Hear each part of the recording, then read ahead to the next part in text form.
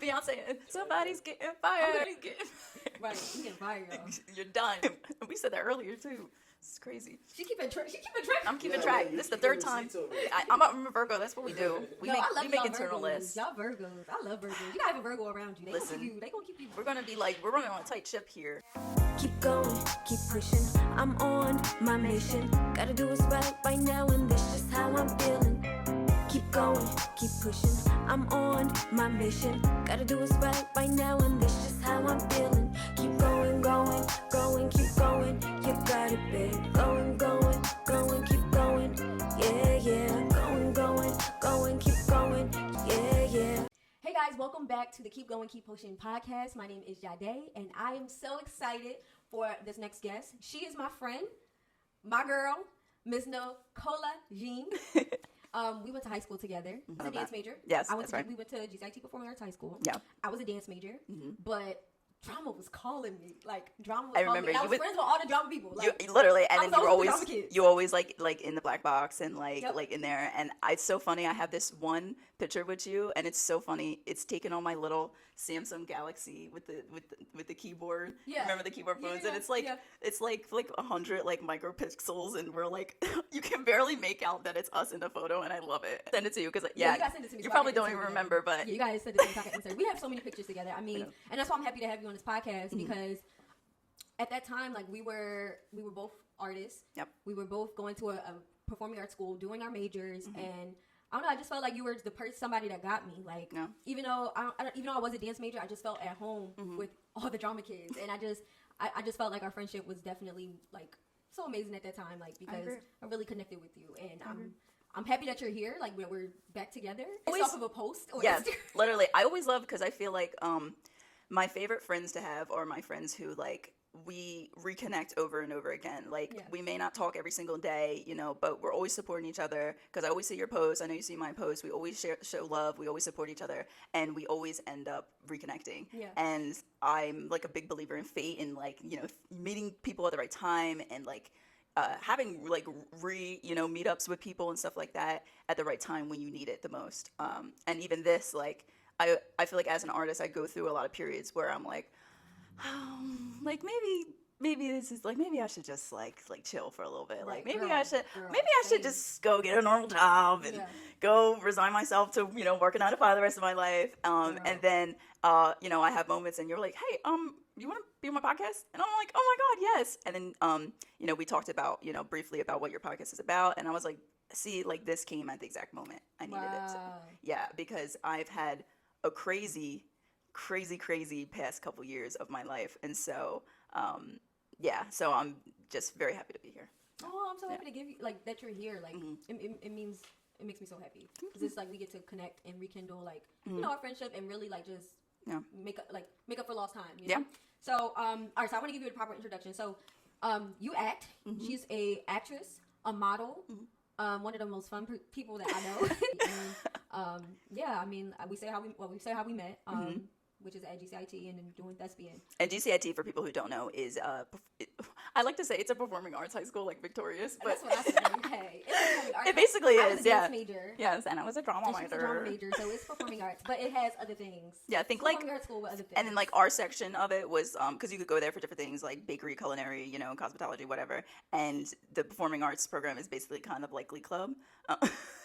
It's basically like Glee Club, but I thought it was gonna be like High School Musical, to be honest. Honestly, it didn't give fame. It didn't give High School Musical. It didn't give any of it. It definitely like they sold it to us as a certain thing that it definitely was not, but it ended up still being fun in a different way. Yeah. Like I always look back at it. I'm like, wow, I'm so happy that my mom, she actually pushed me to go because I wasn't going to go actually. So I actually was like thinking about not doing it. Really? Mm-hmm. And I was just like, oh, I don't know. Like, is this, I had a lot of friends. I had a couple friends. I didn't have a lot of friends, but I had a couple friends in middle school. And I was like, I don't want to leave my friends I already have here. Like what? Yes, and my mom was just like, you need to go here. She was like, you need to go to the school. Like she was like, I just really feel like this is what you want to do. Like she was just like, because I had done a summer camp at the school year before, and I had done this play called Eggheads, and basically it was a group of all girls, and they asked who wants to play the boy character, so I raised my hand to play the boy character, and I had short hair back then. and I borrowed my brother's clothes to look like a boy, and everybody thought I was a boy. And I remember it was the first time I performed, and people like stood up at the end of the play. That's how much they loved it. Like people like stood up at the end of the play, and I was like, oh my God, like should I do it? Like I like this. Like I was like, I like this. Like maybe I'm good. And it was so funny because I never forget people coming up to me afterwards being like, "You're a girl." And I was like, I am a girl. And they were like, wow, you're really good, because I had no idea. And then it was at GCIT. They did a summer camp at the GCIT, so they used the stage there. So that was the first time I was actually on the stage. Little did I know I was going to go to school there, right? Wow. Isn't it funny how things are? And so when they had come to my middle school, I was like, my mom was like, you should audition, like, see what happens. And she really was the one who pushed me to go. Wow. And looking back at it, I'm so grateful that she did, because it really opened my eyes to wanting to act and take it seriously. Because I don't know if I had gone to a normal high school if I would have taken it. So, you know what I mean? Like even, how do you feel about that too? I definitely agree with that, because, well, for me, I was the dancer and I knew that that's what I wanted to do. Yeah. However, when I got to GCIT, I was exposed to the world of acting, and meeting Miss Walsh and meeting you guys, it really opened my world to there's more than just dancing. Yeah. And then that's when I crossed over. So I'm glad that I went to GCIT, because I was able to experience more than just dance. And it's something that I always wanted to do, just never knew how to go about it. And it exposed you to new things. Same with dance too, because I'm not a dancer, but I can I can hold a little tune, I could do a little shuffle, I could do a little shake. But that was the first time I was kind of exposed to organized dance, like a 1, 2, 3, 4, And I remember you teaching us different dances for things, and they had the musical. So that exposed me to all, especially the musical aspect, because when I had done the summer camp, it was a little bit more like acting. And then before that, the only other performance type things I had done was choir, and then I did Girl Scouts. Like we had performances we did at Girl Scouts that were we used to lip sync to songs. That's what it was. It was like RuPaul when you have the lip sync battle. It was like that basically. Okay.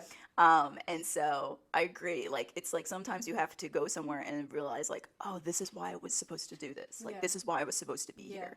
And even meeting you, it's so great that we've maintained this friendship for so long now, and it's so cool to see just how we've both grown as people and as artists too. And yeah, it's just so fun. And I love social media for that too, because back in the day they didn't have that. You had to you weren't able to see what people were doing. Yeah. Our other friend that, maybe I shouldn't say her name, but we went to GCIT with, who does fashion. I see her all the time. She's doing her thing. She's doing her.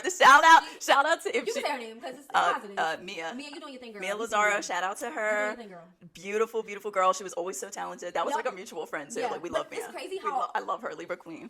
All of us are I felt like we were all in our, we used to be in our own world, but you could just tell who was going to take their artistry to the next level. And I feel like each of us are doing that, evolving in our artistry. Yeah, because even she was in Paris, and she's been doing her thing. And her designs are beautiful. Beautiful. Oh my gosh. Beautiful. She would always come in with sewing, she would sew outfits together, and she was such an inspiration because she never let things inhibit her artistry, which I really like. She didn't care what people thought either. She didn't care what people thought. She didn't care what people thought. She did what she wanted to do, and it's great because people loved her for that, and she and I loved her for that too. And even you, I loved that about you too. And back when I was in high school, I was definitely a little bit more insecure, and I did care about what people thought a little bit more.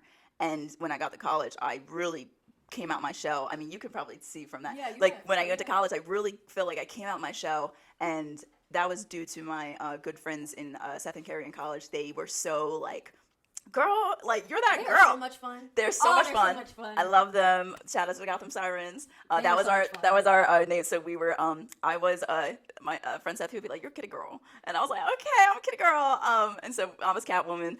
Carrie was Poison Ivy. Seth was Harley Quinn. So we were the three Gotham Sirens, and they were just such big personalities, so confident, and they're still doing their own thing now too. Seth is a playwright. He's incredible. He's written some incredible work that we worked on in college. The Blurred Perspectives, that was amazing.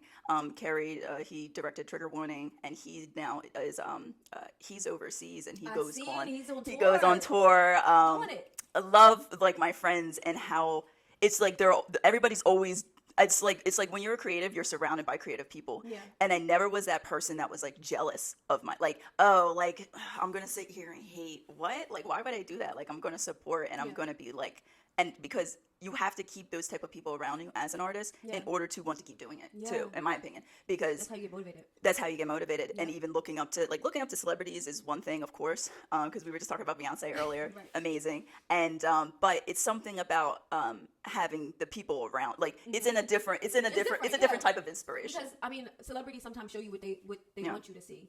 You know? And also they have huge teams behind them. Exactly. They have multiple people writing songs. They have multiple people working on their stuff, which doesn't take away from that, because obviously if I had the money and the resources, I would be doing the same. I would have an assistant, or I would have, somebody scouting out, things for me.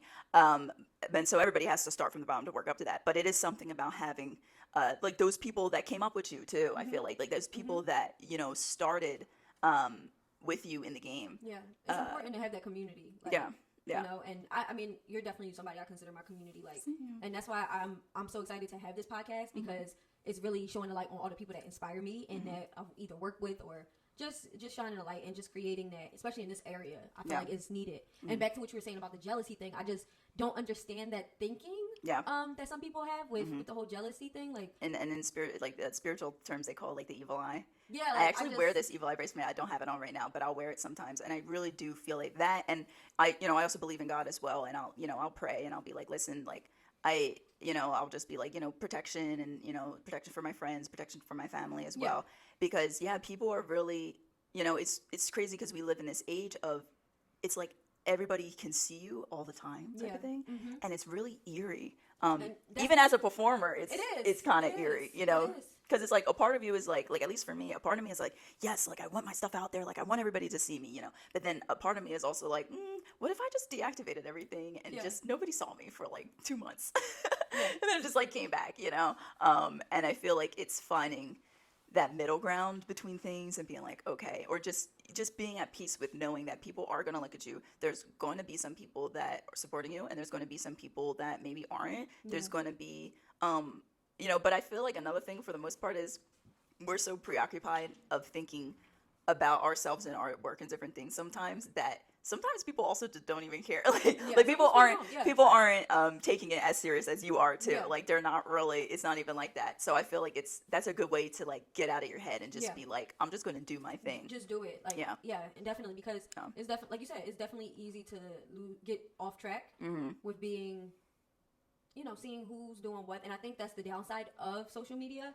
because we can go and see what this so-and-so is doing, this person's doing. And then it just gets to be, it's like, oh, well, how did she do that? And and like, don't get me wrong, like I've had my moments where I'll be like, damn, I gotta, for me, what I use it as is if I ever do have a moment where I'm like, oh, I wish I got that, or I wish I did that, I'll just be like, I try to stop and I try to be like, so where's that coming from? And I'll be like, okay, so you're not pushing hard enough. You're not applying for more things. You're not putting yourself out there more. Make some content. How are people supposed to know that you love to do this and you haven't put it in the universe? So you take it to yourself, like, okay, this is what I need to do for myself. Like, I feel like that's a good motivation tool for creative people. If you're in any sort of creative thing, even if you're not, but I feel like you have to look at it and be like, okay, like why did that make me feel that way, and what can I do to make that, like, what can I use that to motivate me? Like, how can I use that to motivate me moving forward?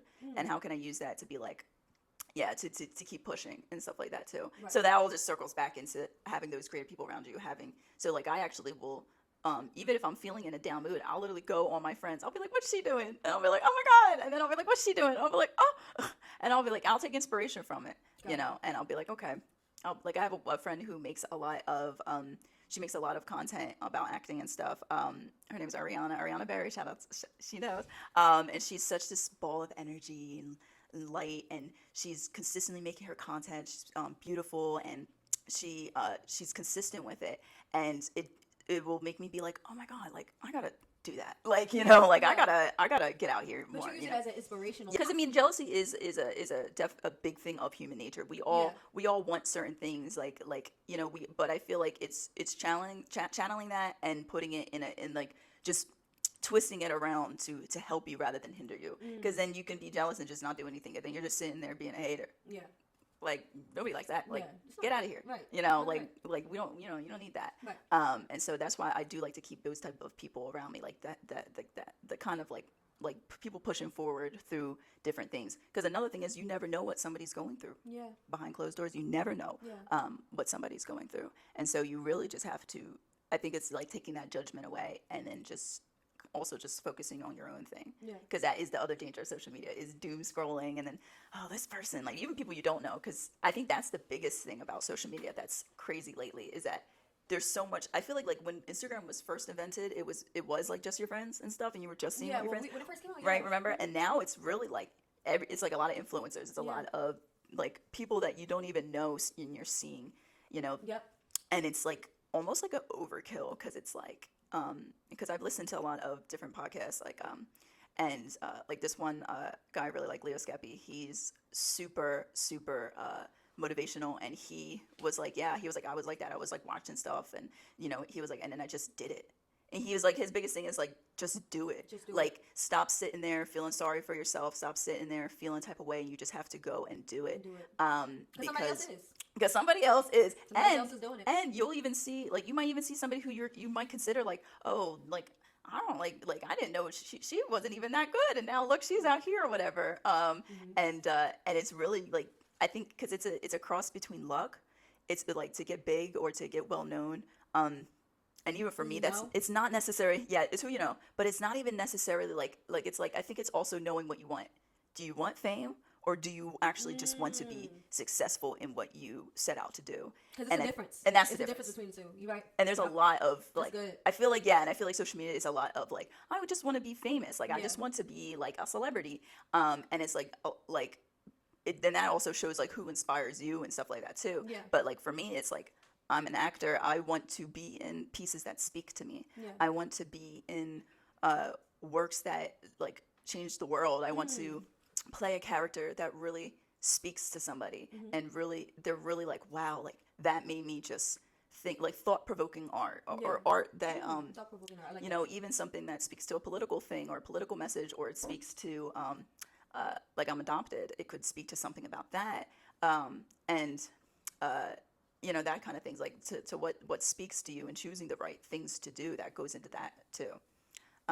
But I feel like all that social media and everything, it really depends. It's like you got to use it to help you get to where you want to be and not be distracted by it. And I think that's the biggest. That's when people lose sight. And it's very good that you. Like, don't get me wrong. Even me, like I feel like I almost have like a paralysis, like a social media paralysis sometimes, where I'm like, I know what I want to do with it, and then like I kind of sit there and don't do it. Like, even though I have it in my mind, I know what I want to do. Right. I know what I want to put out there.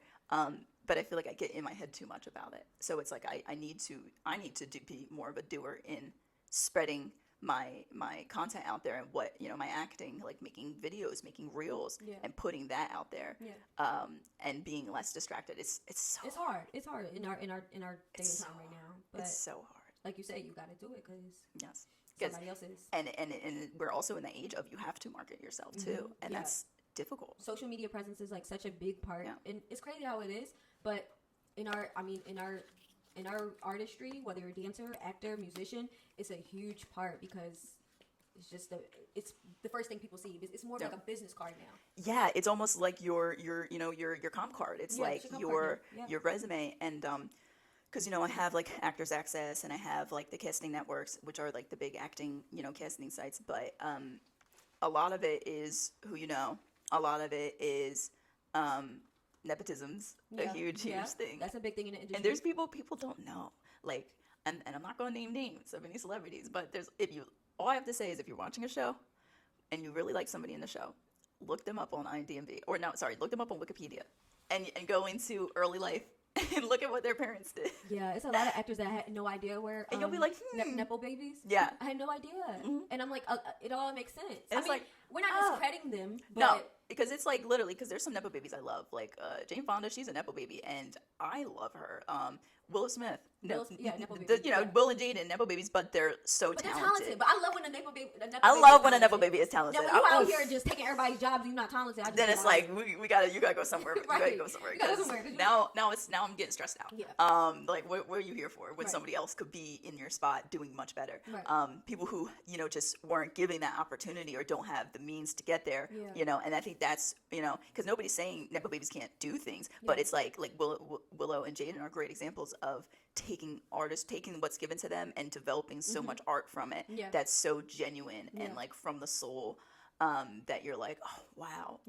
And I think and if you're not an Nepo baby, it is a little harder to break into the industry. It's so much harder because it's like we were saying earlier, it's all in who you know at this time, like where we are at this point. If you don't got that many connections. It's and at this point especially, like it's always somewhat been it, but I feel like the difference now is because I'm into like old Hollywood, so they used to have a studio system. So they used to have a studio system where they would have the three major studios, Warner Bros, MGM, and they would they got some people from Broadway, like you have Betty Davis, they found her on Broadway, but then you also have like Joan Crawford, they found her, she just like kind of worked her way up. Literally, she was like a dancer, and then they used to call them like the Flapper Girls, and then she got in there, and then and then they would have vehicles for them. They would make like 15 films a year. Wow. And they were star contracts. They were contracted, so they were in there, and they were basically like, we're going to make 10 pictures with you this year. We're going to make 15 pictures, and then at the end of the year, they would hold your option. So what that means is they would be like, we're going to keep you booked on our thing, or we're going to adopt you. So if you became a big enough star, that's why you have like, you think of like Elizabeth Taylor, the Betty Davis, Joan Blondell, Katharine Hepburn. These are all great actors, but they had the opportunity to be in so many movies to build that skill up. Right. And nowadays, it's a little different as an actor, where you kind of have to, like, you're going to be in a supporting and you're going to be in this other thing, rather than being able to like honestly star in different. You still have to get to the point where you're recognized. Like even back then, you still had to get to the point where you were recognized to be, a lead, and then you were getting the movies. But it's so much harder now because people are. You have to really it's a popularity contest nowadays. It's a big popularity contest. There's a lot of shows that I love, and you'll see like your favorite rapper or your favorite artist in it, and they've never had an acting less than a day in their life, and it shows when their delivery shows. It does. And so sometimes it's just like some of these major studios will rather have actors that are, I guess, popularity or rappers play those roles, when it's like so many talented actors out here, and I think that's something that makes me so irked sometimes. That is annoying with where we are right now. Because it's like they'll get people that they know have really big followings, and they know people are going to tune into the show for it. And it's really upsetting when you're actually like in the field of whatever it is, and you're like, oh, like you're taking a role away from somebody who this could be like their breakthrough moment, but you're just in it because you're already known in this way. And so that's why you got that role. And it's really, and you just got to fight it. Like you just got to keep going and hope that you can get that opportunity, like, and it is so hard. And that's why some artists, I feel like, and some actors feel like they have no choice but to grow their social media or but to become like a content creator. Because they'll even have like content creators and different people who aren't necessarily actors in shows too. Like they'll be like, or like somebody who's like an Instagram model or whatever. Which there's no, that's fine. But it's like, oh, like, you didn't even want to act. That's not your primary thing. You're taking that role away. But at the same time, it's like, okay, like I get it, because they built that up. Like they did make the content. They did get to that point. But it's frustrating. It's frustrating. It's just like I think it's just as frustrating as if you were a doctor and you went to medical school. Yes, and it's literally the same thing. It's like you're a doctor, you went to medical school, where you're a chef, and you go, to culinary school. You go to the Culinary Institute of America, and then this person is now making meals for the president, and they just like made meals on social media and went viral. It's the same thing, and people look at it because it's acting and entertainment. They don't see it. And they looked at it differently. But when you put it to them like that, they like, oh yeah. I wouldn't like that. Then you're like, oh, like I actually, like I feel like you have to kind of like make analogies to people for them to also like understand what you're saying sometimes, because people sometimes only have kind of like one frame of reference for something, and so like it's like, no, like this is frustrating to us, and I think that's okay to speak out against that, because it's like something has to change with that. But also it's been a thing that's happened too, you know, over the years, even before social media, of just people being famous for like one thing and then going into different, like I know there's a lot of like supermodels or like very famous models who have done acting and they're not, I'm not gonna name any names, but they're not an actor. They're not that good. And you can just look at them like, oh, I see why you're here. Yeah. Beautiful gowns. Names, but I don't care. Addison Rae. I mean, Addison, yes. And I hey, look, girl, do your thing. But I mean, it was just like, wow, like, you know. Yeah. I actually don't even. I know her name. Like, I'm not sure. What was she in? She had a whole Netflix movie. She was on TikTok. Oh, really? So she's a TikTok star. Yeah, she was a TikTok star, and she did music. What does she do on TikTok? Just dance. She did like she was consistent with How do you feel as a dancer about TikTok dances? They're fun. Some of them are fun. Same thing with dance. Right. I mean, Because the art of dance is like there's it's Alvin Alley, you know, there's different levels, there's different techniques. And people are just that's how I feel about that's how I feel about I mean, don't get me wrong. I hop onto the wave. You got to top like, on the track. I still and that's in that promoting, you know, trying to promote yourself, but still. But it's crazy because my TikTok dances do way more than my real dances. Like when I'm really dancing going buck hand, it's like don't do as good as it's my like TikTok dances. It's like 15 views, then the TikTok dance goes viral, and you're like, it's wait, like, all I did was do a little bit. Yeah, I guess because it's easy. People like easy, like they like to see. And I think that's the issue is like people, everything's easy. Everything's easy. I think that's the thing. Everything, No like there's no quality in certain things. Yes. And then it makes the people who do want to do quality things be like, what's the point? Because it's like people aren't going to appreciate it. Yeah. You know, people aren't going to appreciate it. Yeah. And it just sucks because it's like, even with me, TikTok acting is a big thing. Yeah, I could go. I've noticed how TikTok. I could go on like a tangent, and for me, what stops me from making like acting videos, following those trends sometimes is I don't want people to think that I'm a TikTok actor or I'm an Instagram actor because that has a negative connotation to it. Yeah. That's similar to like people say Instagram model, and it's a way to kind of dumb down the craft of it. Because they'll be like, oh, well, you're an Instagram model, you're not a high fashion model, you know, or you're an Instagram model, you're not, or you're an Instagram actor, you're not a real, like for me, I go on actual bookings. I've been on TV shows. Right. Let them know. I was on Gossip Girl, HBO Max episode 2. Let them know. She does this. I do this. Right. You know, I've done commercial works. I was on an Xfinity commercial, you know. I've been on sets. I went to school for it, She knows a resume. Click resume and bio. Right. But that's what's missing with this new generation. Yeah. Everybody wants it's like fame and nothing that you really, really want and that is really pleasing and substantial to you as a person is earned quickly. Like nothing, you know, like it's kind of like taking shortcuts. Like nothing that's really fulfilling to you, you're going to get by cheating your way to it. Yeah. Or doing the quick way to get there. Yeah. It's just not the same. Yeah, it's not. It's just not the same. Quality over, what's that saying? Quality over quantity. Yeah. And so go on Netflix, right? Or you click, you're like, okay, I want to watch something. You go on your TV, you're like, I want to watch something. There's 10 different channels you can watch. There's Hulu, there's Netflix, there's YouTube, there's all this stuff. Back in the day, it was you turn on your TV. Yeah. you just turn on your TV. Or you don't turn on your TV, you go read a book, which is, that's a lost. Listen to radio. That's a lost language. Oh, you listen to radio, that's extra lost, language. But yeah, literally, there's a thing nowadays where it's like, there's so many choices that you don't want to pick anything. Yeah. Like I can't tell you how many times I'll go on Netflix or I'll go on Hulu, and I'm like the person in my household who chooses the shows to watch because I'm like they call them a cinephile, somebody who really likes movies and watches a lot of them. Now, but yeah, there's so many choices for stuff that even I don't know what to watch sometimes, and I like, I really like movies and I really like watching media. So for my bookings, for those who don't know, basically my agent will send me different self-tapes and things they want for bookings. I'll send it in, and then I'll get booked or I don't. Mostly, you be the part. You be sending all these self-tapes and you just be like, I think as an actor, people don't know is that like as an actor, that's a really big part of it is hearing no. That's the hardest part. That's the hardest part. Girl, that's the hardest part. And just feeling like you're the shit, and you're like, yeah, like I ate that self-tape. Like I ate that audition. Like you be like. Like I sent in. What did I send in something? Oh, I guess maybe I shouldn't say, but don't say. But I sent in something the other week, and I was like, like I kind of killed that. Like ew. Didn't hear nothing back.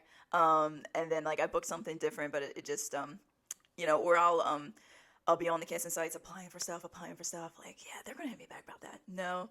And even like it's hard because they'll put you through many stages of things. Like to book, like people don't know what goes into booking a reoccurring role or booking, let alone a reoccurring, but booking a main role.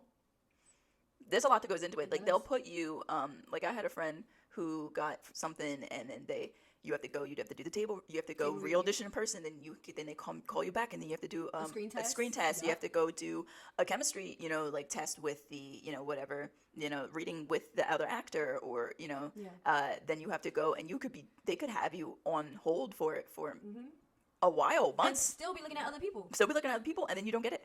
Yep. And then you don't get it after all that. And that's a big thing that happens with a lot of actors too. And it's really like trusting that the right role is going to come to you at the right time. Like I was also up for this lead in this play, and I don't do as much theater anymore. Not that I don't like it, because there is a difference with acting on stage than acting on film. It's definitely like, I feel like it's the audience. I mean, I feel like, how do you feel about that as because I know you primarily do dancing and you're probably in front of people a lot, but how do you like, it's different. It's a big difference between the two. I mean, with theater, you can feel that yes, that response from the audience. Yes. Whether it's good or bad. I mean, and then you have so many times to change it up. But with film, sometimes you can only have 3 takes. Yeah. And the director, you gotta be able to take that. Yeah, so that's a big thing. That was like my biggest, like, not difference or qualm with it. It's kind of like you just accept it. Like you're just like, this is it. And sometimes you don't have time. You don't even rehearse with the person you're doing it with. Sometimes you don't need them. Yeah, literally. Sometimes you don't need it. Especially for a lot of commercial stuff. The commercial stuff is so quick. Yeah. That a lot of the commercial stuff is like, you're like, all right, like this is so quick, like that it's not even, it's fine. But then you'll have stuff, like I just did something for the Commonwealth of PA, and it was great because you will get some opportunity with some commercial stuff to act. So it was like a click it or ticket commercial. Oh, nice. For the Commonwealth of PA, and basically they had 2 state troopers that were in the commercial, and they were actual state troopers. So the whole thing was them coming up to my doorstep telling me that my boyfriend died in an accident, and so I was actually able to act and like react to that. And so I'm waiting for that. I'm waiting to, yeah. So I'm like, I'm waiting to get that. And that's another thing. That's dope. That's another thing people don't realize. I was like, I did something for this, like, I don't know if you saw, I posted on my stories for like a mainline health. It was like a health center. It was on the website. Yes. And so I did that months ago. And I did it, and then they actually brought us back to do some more for it. So it was like a print and also like commercial for, it was like a rehabilitation center, but they use it, spread through their different, branches and stuff like that. And they were like, oh my God. She was like, yeah. She was like, you did so well. Like that first time, like you're gorgeous. And she was like, we got great pictures of you. She was like, yeah, I saw you like on a billboard, like near my house. Wow. And I'm like, can you send it to me? Because I want to see it. Like, can I see the billboard with me? Like, and she was like, yeah. She was like, it's so cool. She was like, yeah. And then this other guy, when I did the Click It or Ticket, I had done a thing for, they had done a PSA for like, there's like a big opioid epidemic going on, particularly in PA. So I had done something for the Commonwealth of PA like a year or 2 ago, and they remembered me. And then he was like, yeah, you were like in signs by like the gas station by my house. He was like, I saw like different signs around and stuff. And I was like, oh, that's so cool. I wish I could. I saw like, what's up with that? Like when you do the work, you don't see your content so for commercials, for TV shows, easier, and for movies, because obviously you're like, okay, like and especially if you're in a big movie, and you're like an actor and you're campaigning, you have the press release and you have the press tour, and you go, and they'll even have like a private screening that a lot of the actors go see. Right. But for me, I've done a lot of commercial stuff lately, so they do not. Yeah, they don't give you a copy of it. Yeah. They don't give you. People's like, I see you here. Yeah. I did something for Wawa, and it was like, I see you here. And I'm hit them up about it. Can y'all send it to me? Another thing that I've done is like when I go on bookings, I constantly network. And I constantly will get people's Instagrams and network because I like to know what people are doing. And I also like to, I can reconnect with them on a project in the future, Yeah. Or even like this, like say we never kept in contact. You would have probably felt comfortable reaching out to me, we would have, so, and then genuinely also just meets people I just genuinely like because we like similar stuff. We're both actors, it's like you want friends that are like-minded people, and so that's another thing that I've, been on myself about like networking and stuff because it's great to kind of see what other people are doing too. And especially with the like different social networks and using it to your advantage. I guess you get a job, but also using it to network with other people in your field. So that's really good. No. So we've been going. So I know, I'm gonna ask you 2 more questions. Okay. I was like, I've been rambling. Girl, we was going. I didn't even look at the One thing time. about me, I'm a certified yapper, they say. That's but we making up for lost time, y'all. That's we what are. it is. We are. It's been a while. But real quick, what's your advice to somebody to keep going? I feel like you have to figure out what you're doing it for. Like, what is, if your goal with acting and, just in any creative thing, the world, it's funny because the world kind of isn't built for us exactly. I feel like the world is built for us to be like workers. Like the world is built for us to go to school, try to get a 9-to-5, become workers for the man, the government and whatnot, and not work for ourselves, which is kind of what we do. It's almost like we're freelancers, with whatever agency you work with or however you get bookings and stuff. And you have to really kind of take a look at it and be like, it has to source from the heart, I feel like. And I feel like even the projects that you take and different things, you have to like want to do it for a reason. Like you have to know what your end goal is, and you have to know that there's going to be steps to get there, and then it's not going to be easy. Because in this field, I feel like also even more now than ever, there's such an overflow of people. Like I was saying, that illusion of choice. There's such an illusion of choice that I feel like you have to know that you're probably going to get denied even more than even back if you were doing this back in the day. Because there's so many, like they could just go on social media and like hit up a influencer with 30K followers and be like, oh, do you want to be in my movie? Yeah. Because I feel like that's another thing is people choosing people because they like have a lot of followers or they're viral or whatever it is. Even some of the agencies, will do that too. And you just have to know your worth. And I feel like you have to inherently know your worth. And you have to know that what she got, like, that's not what I got. Yeah. Like I know what I got. What's like, for her is for her. And yeah, what's for me is for me. Exactly. Like you have to know that you are unique yourself. Like you bring something different to the table than that other person does, and to not let it get to you. For example, I was up for this role. I really, really wanted it. It was about being actually like a mixed race girl, but back in the 20s. And it was similar to that movie Passing. I don't know if you've seen that movie. There's a movie called Passing. It's with Tessa Thompson and Ruth Negga is her name. And N-E-G-A. They're both fantastic. And it basically talks about two sisters that grew up and they basically one passed as a white girl and one didn't. And she lived her life like with people not knowing that. And this was a play that was similar to that, but like a slightly different storyline. They grew up in Philadelphia. It was like a little bit different. And I really wanted to lead role. I got called back for it, so I auditioned for it. Nice. I was reached out for it. I auditioned for it. I really, really resonated with the role, and I was like, I think I have a really good chance at getting it. I got called, like I think I got called back 2 separate times. Like I was waiting for like a whole month, and then I didn't get it. I got the understudy. And I was upset about it. I'm not going to lie. Like, I feel like a lot of people will sit here and be like, oh, like, like, don't let it get to you. Like, I didn't let it get to me and I just kept going. But it's like, I think the realistic part of it is it does get to you sometimes. Yeah, it does. To constantly hear no, to be, to feel like, you really resonated with something or this opportunity, like feeling like it was supposed to be for you. And then it didn't happen. And then it makes you look at yourself and you're like, well, I just wasn't good enough. Yeah. Or I guess maybe I gotta go take some more classes or I gotta work on some more, monologues or my delivery, you'll rethink and be like, what did I do wrong? But I think what's helped me too is just knowing like that was not meant for me. And for whatever reason, it just wasn't meant for me at that time. And and you just move on and you just keep going. And, but it's hard because I definitely was, I was a little down in the dumps and maybe not want to try again for a little bit. Yeah. And I'm gonna be honest, I did it for at least probably like a month or something. And then I got back into it and I did my thing. Something that my friend said to me in college once, he said, I was talking to him about this and I was like, how do I keep going? Because even in college, I would audition for a lot of things and I wouldn't get cast. And until like kind of my later years when I feel like I got over myself and I kept doing it and I was getting cast more because I feel like I was letting go of that, like, oh my God, what if I don't? And I was just going into the room and doing it. And he told me, he was like, there's this quote that I love that from Beyonce, like we were talking about earlier. And basically, apparently she has this thing where if she's upset about something or something doesn't, she loses out on something, she'll let herself feel it for a day. Like she'll let herself be in that feeling. She'll let herself be in that emotion rather than pushing it away and not trying to feel it. She'll let herself sit in that. And then, but the next day she has to work on something new.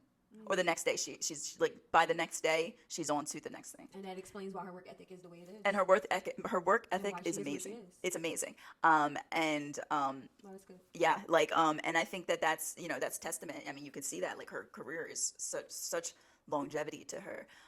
Even other people I admire, Zendaya. Yeah. Loves Love Zendaya. her. That's my sister. Love Zendaya, if you're watching, She's Virgo sister. that's like, listen. I mean, she's dope. She's like your favorite celebrity because you can connect with her. She doesn't. And she's so relatable, and it's funny because she just her birthday's the day after mine. I know. Yeah, that's why I said that's your Virgo sister. That's really my sister. Like, shout out to casting directors. We gotta get in a movie together. Euphoria. Right, like Euphoria season 3. Euphoria season 3. I can see that. And she has a great work ethic too. She's been doing this since she was a kid. She was doing commercials. She was doing that. She also has a great unit behind her, which I think is also important to note. Is that some people have a really good unit behind them, and it's harder to, I feel like, succeed in this by trying to do it all on your own. Yeah. And I think that's something I had to break out of. Is I was kind of in this mindset of like, no, like, I don't need friends and I don't need people. I'm just going to try to do it, Yeah. But you really do. You really need people. You really need that support. And then it's like a combination of all the things that I said. You need the support. You need the luck. Because some of it is luck. There's people who've worked very hard who do all the things right, and just don't make it. Yeah. And that's a thing. And it's a it can happen.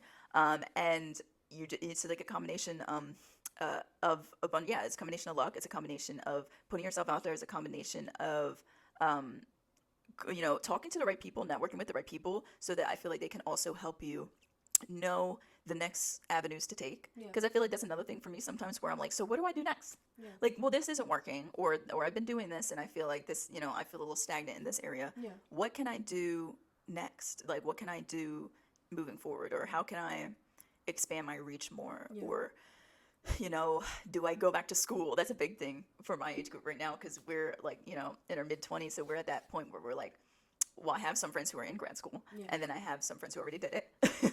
And then I have some friends who are just like doing it, who are just like, I'm just going and just literally doing, the acting. I'm just doing the thing, and I'm seeing where that takes me. That's kind of where I'm at right now. That's where I am too. Yeah, because it's like, I feel like, sometimes I feel like school is a scam. Like, not totally, but the money factor, yes.